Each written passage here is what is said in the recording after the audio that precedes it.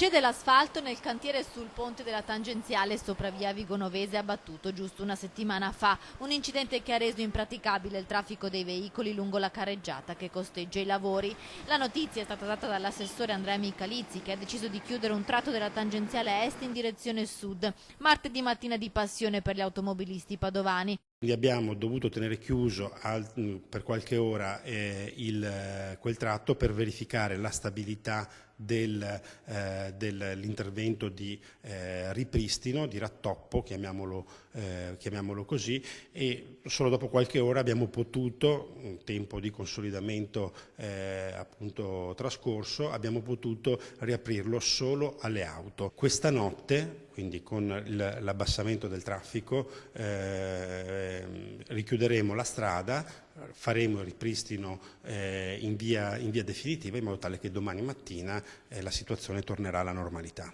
La chiusura del tratto stradale infatti ha imposto al traffico deviazioni lungo le principali vie d'accesso alla città, con conseguenti lunghe code in tutta la zona est di Padova. Il cedimento è avvenuto nella notte tra lunedì e martedì, ha spiegato Micalizzi. D'urgenza è stato eseguito il ripristino della strada, ma la situazione è rimasta critica per alcune ore. Solo intorno alle 10 del mattino, con un nuovo aggiornamento via social, l'assessore ai lavori pubblici ha annunciato una riapertura parziale di Corso Argentina con un varco esclusivo per le auto, mentre i mezzi pesanti sono obbligati ancora ad uscire su via Vigonovese, che rimane congestionata. L'assessore in queste ore sta decidendo insieme ai tecnici come ripristinare definitivamente la strada. Agosto è il periodo ottimale, fine luglio e il mese di agosto, per lavori impattanti sul traffico, perché ci sono meno auto in circolazione per le vacanze, insomma, la città si svuota parzialmente, la gente continua a lavorare ma con